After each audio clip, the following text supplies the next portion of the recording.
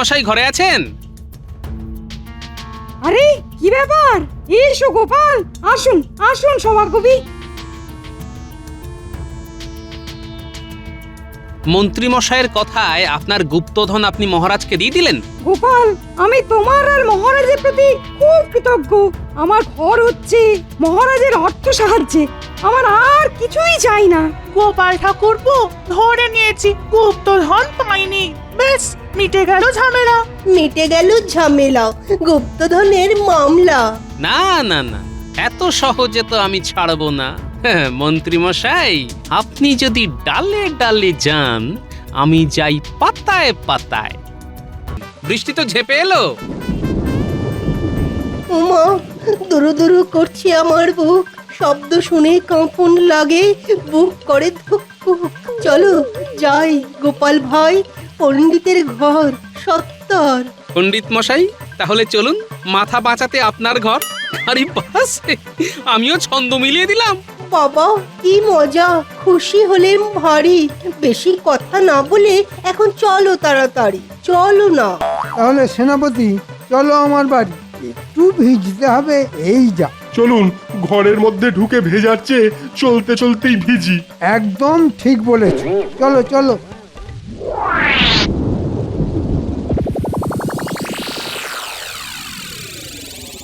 ও মা, কি ভিজে একদম স্নান করে গেছো যে, অসুখ করবে তো।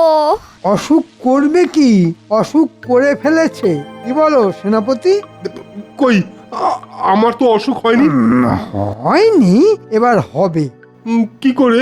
সেনাপতি, তোমার চেহারাটাই আছে, বুদ্ধিটা মাথা থেকে বার করে কোথায় রেখে এসেছো বলো তো?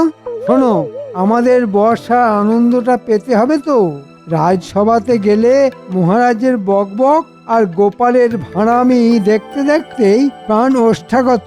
বর্ষার আনন্দ পেতে অসুখের কথাটা রটিয়ে দাও, বুঝলে এবার? এবার বুঝেছি। সত্যি আপনার কি বুদ্ধি! তাই আমি মন্ত্রী, আমার বুদ্ধিতেই রাজ্য চলে, ভুলে যেও না। কেউ ভুলবে না, কেউ ভুলবে না, কিন্তু আর বেশি দেরি হলে অসুখও কিন্তু তোমাদের ধরতে ভুলবে না। ভেজা জামা কাপড় ছাড়ো, ছাড়ো শিগগির। আমি তোমাদের জন্য গরম গরম লুচি আর আলু ভাজা নিয়ে আসছি।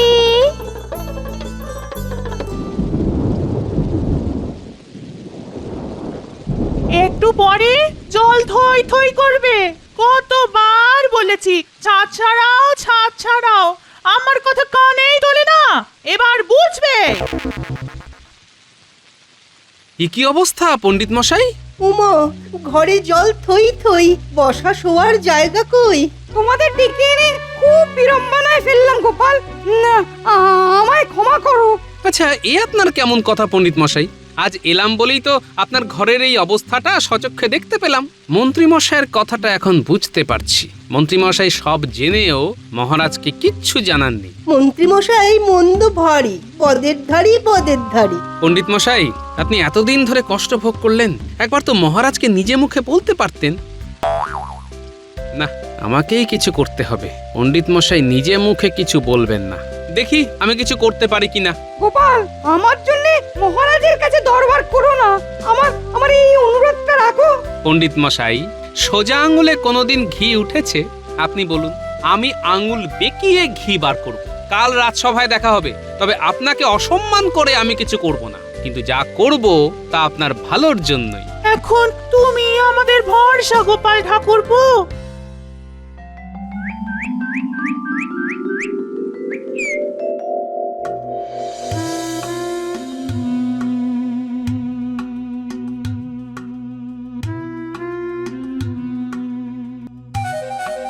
প্রণাম মহারাজ।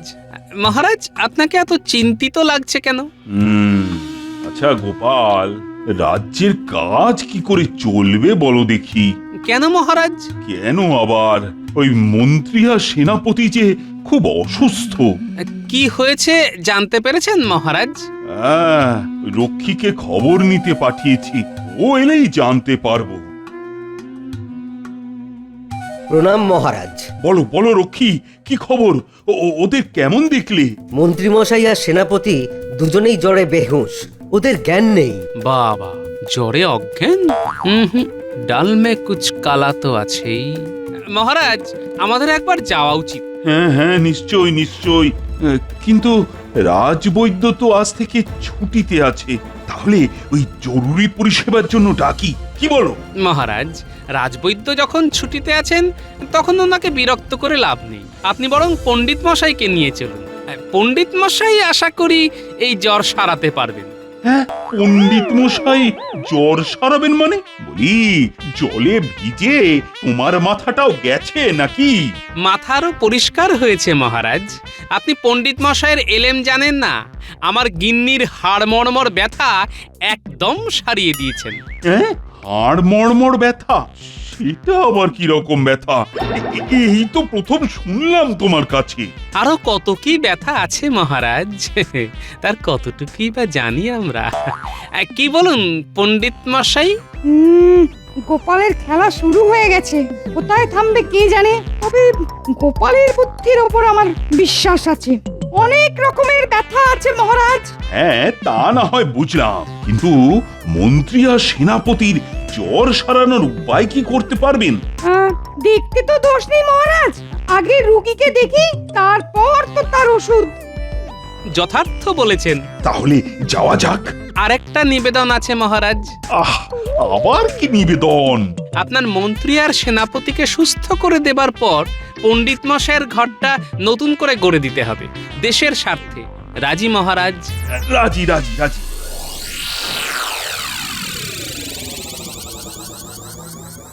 ওগো, চোখ খোলো, তাকাও।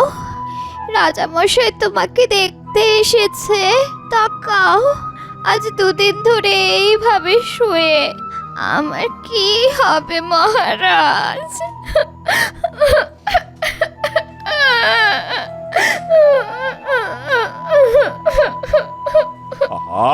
আরে কেঁদো না কেঁদো না, আমার মনটা তো খুব নরম, তাই তোমার কান্না দেখে আমারও চোখটা জলে ভিজে যাচ্ছে। পণ্ডিত মশাই, ও পণ্ডিত মশাই, আরে শুরু করো চিকিৎসা। মটকা মেরে পড়ে আছে। দেখো বাছাধন, তোমার ভাল্লুক জ্বর কিভাবে চলে যায়।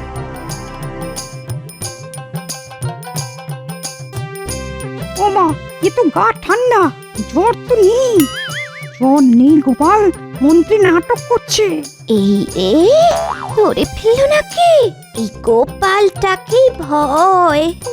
কি বুঝছো পণ্ডিত? এটা ঠান্ডা জ্বর মহারাজ, খুব বাজে জ্বর। ঠান্ডা দেশের মোষ বা গরিলাদের এই ধরনের রোগ হয়।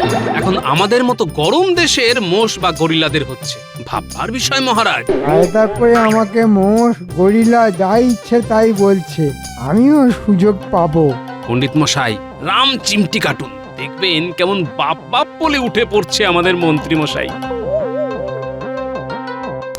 ওরে বাবা রে, সর্বনাশ!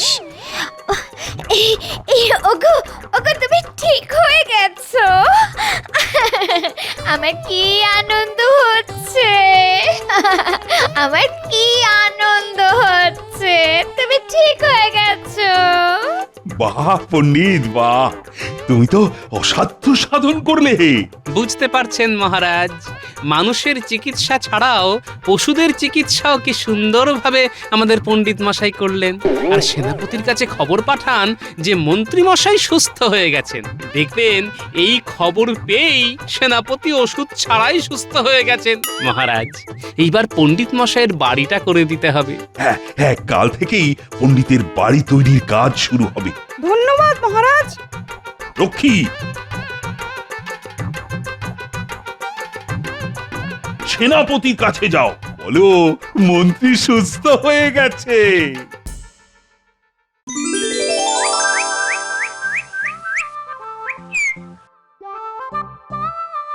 এসব সম্ভব হলো গোপাল ঠাকুরপুর জন্য। ঠিক বলেছো। মাটির ভেতরে কাঠের বাক্স। কি? মাটির ভিতরে বাক্স? চলো তো দেখি।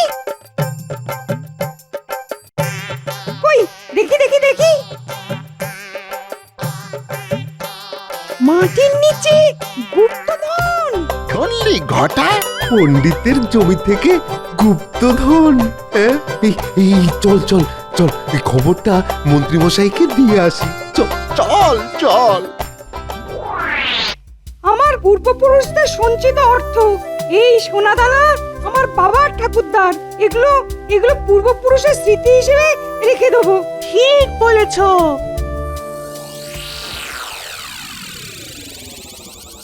বলিস কি রে, গুপ্তধন?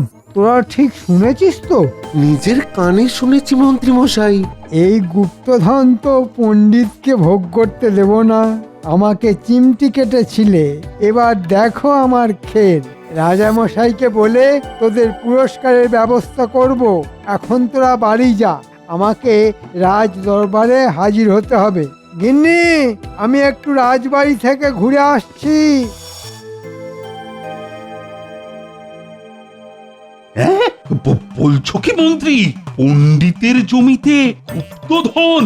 হ্যাঁ মহারাজ, আর এই গুপ্তধন আপনার। আরে আরে, সেটা কি করে হয়? পণ্ডিতের জমিতে গুপ্তধন পাওয়া গেছে, তা ওই গুপ্তধন পণ্ডিতেরই?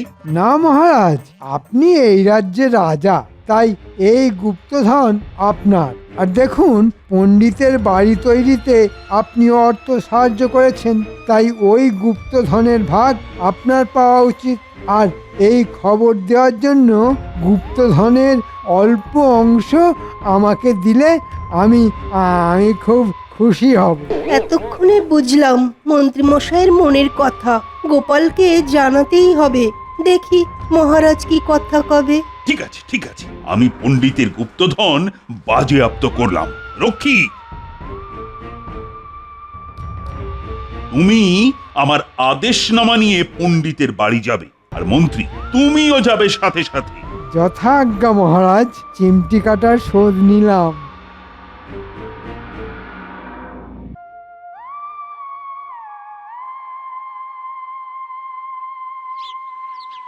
এই গোপাল, গোপাল, ও গোপাল, তুমি কি শুনতে পাচ্ছ? গোপাল, কি ব্যাপার সভাকবি? গোপাল, কি কপাল। কেন, কি হলো? অনেক কথা আছে, বলবো, এখন চলো। পণ্ডিত মশাই ঘরে আছেন? আরে কি ব্যাপার? এসো গোপাল, আসুন আসুন সভাকবি। মন্ত্রী মশাইয়ের কথায় আপনার গুপ্তধন আপনি মহারাজকে দিয়ে দিলেন? গোপাল, আমি তোমার আর মহারাজের প্রতি খুব কৃতজ্ঞ। আমার ঘর হচ্ছে মহারাজের অর্থ সাহায্যে, আমার আর কিছুই চাই না। গোপাল ঠাকুরপো, ধরে নিয়েছি, গুপ্তধন পাইনি, বেশ মিটে গেল ঝামেলা। মিটে গেল ঝামেলা, গুপ্তধনের মামলা। না না না, এত সহজে তো আমি ছাড়বো না। মন্ত্রী মশাই, আপনি যদি ডালে ডালে যান, আমি যাই পাতায় পাতায়।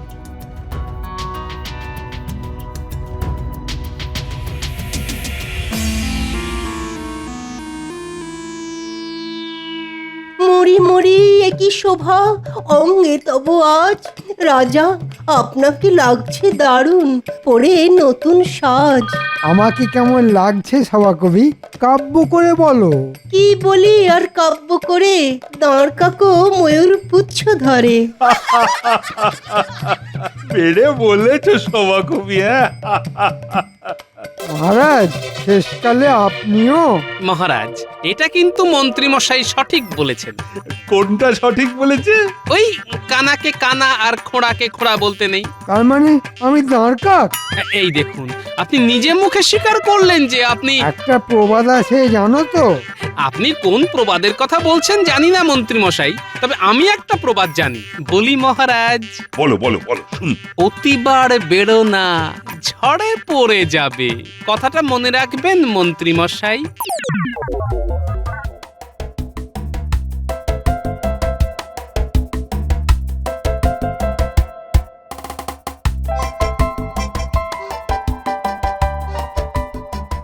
গুলটে, বাড়ি আছিস? কি বলছো গো গোপাল দাদু? হ্যাঁ শোন, এখন যা বলবো মন দিয়ে শোন। আজ থেকে নাকে রুমাল বেঁধে তোরা জঞ্জাল আবর্জনা জোগাড় করতে লেগে পড়। সে কি গো গোপাল দাদু, জঞ্জাল সাফাইয়ের জায়গায় জঞ্জাল সংগ্রহ? হ্যাঁ, ব্যাপারটা কিরকম হলো? কাউকে ফাঁদে ফেলতে মাঝে মাঝে উল্টো কাজও করতে হয়, বুঝলি? তোদের সব বুঝিয়ে বলবো। এখন হাতে একদম সময় নেই, আমাকে এখন আবার ওই মণিহারির দোকানে যেতে হবে। মণিহারির দোকান? কেন গো গোপাল দাদু, কি কিনবে? একটা সুন্দর কাঠের সিন্দুক কিনবো, তোরা কাজে লেগে পড়। যত পচা পাঁচকো সব বস্তাবন্দি করবি, ঠিক আছে? আমি সিন্দুক নিয়ে তোদের সাথে দেখা করে সব বলছি। আমি যাব আর আসবো।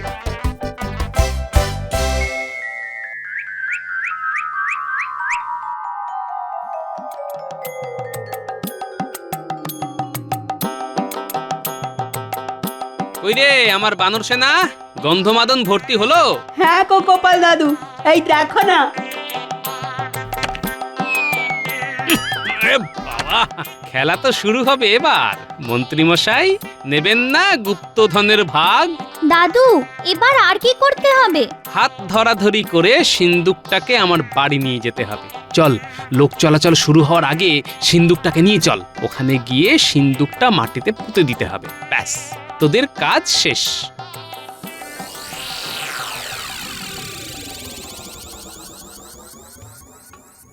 বাহ, খবরটা এক্ষুনি মন্ত্রী মশাইয়ের কানে চলে যাবে। মেঘ না চাইতেই জল। পণ্ডিত মশাই, ও পণ্ডিত মশাই, বাড়ি আছেন? একটা গোপন খবর দেবার আছে। ঘটা, গোপালের গোপন খবর মন্ত্রী মশাইকে দিতে হবে। গোপালের গোপন খবর আর গোপন থাকলো না। কি খবর গোপাল? আজ আমি রাজসভায় যাচ্ছি না। কোনো শরীর খারাপ? না না না, শরীর ঠিক আছে। আসলে একটা প্রাপ্তিযোগ হয়েছে। প্রাপ্তিযোগ? কিরকম? গাছ পুঁতবো বলে মাটি খুঁড়ছি, হঠাৎ শাবলটা একটা শক্ত কিছুর উপর লাগলো। তারপর মাটি খুঁড়ে দেখি। কি দেখলে? একটা সিন্দুক, গুপ্তধন। খবরটা পাঁচ কান করবেন না। যদি মন্ত্রী মশাইয়ের কানে যায় তাহলে আর গুপ্তধন পাবো না। রাজা মশাই আর মন্ত্রী মশাই নিয়ে নেবেন, ঠিক আপনার মতো। তাই বলছিলাম। তুমি নিশ্চিন্তে থাকো গোপাল, তোমার প্রাপ্তযোগের কথা আমি কাউকে বলবো না। কিন্তু আমরা তো বলবো। চল চল, তাড়াতাড়ি চল চল। আমার কাজ শেষ। আমার গুপ্তধন প্রাপ্তিযোগের খবর যথা জায়গায় চলে যাবে। আমি এখন বাড়ি যাই, একটু গড়িয়ে নি, বড্ড ধকল গেছে আজ।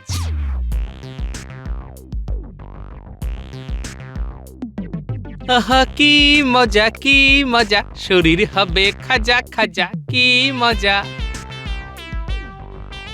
বাবা, কি গো এত ফুর্তি কিসে না? কি হলো, কি হলো গো? আবার কি হবে? ধর্মের জয় হবে। রাজামশাই সপারিষদ এলেন বলে, গুপ্তধনের টানে। গুপ্তধন? ও, ওই গুপ্তধন?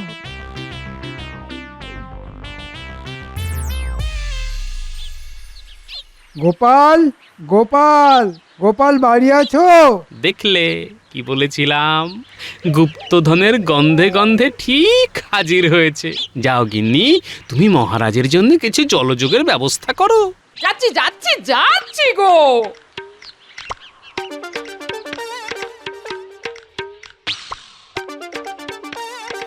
আগে মন্ত্রী মশাই, শুনলাম তুমি গুপ্তধন পেয়েছো। মহারাজ, আমার কাছে একেবারে ঘোড়ার মুখের খবর আছে। বুঝলাম। তা মন্ত্রী মশাই, ঘোড়াটা আপনার কাছে গিয়েছিল না আপনি ঘোড়ার কাছে গিয়েছিলেন? দেখো গোপাল, এইসব কথা বলে কথা ঘোরাবে না।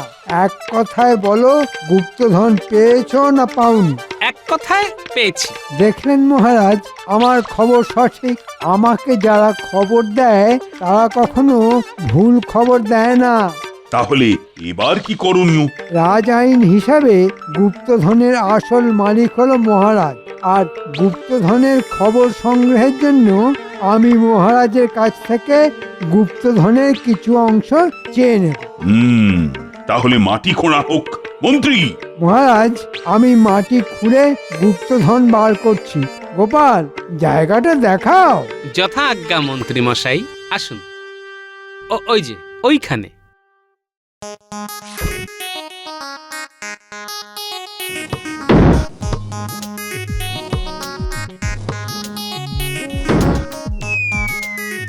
এই যে মহারাজ গুপ্তধন।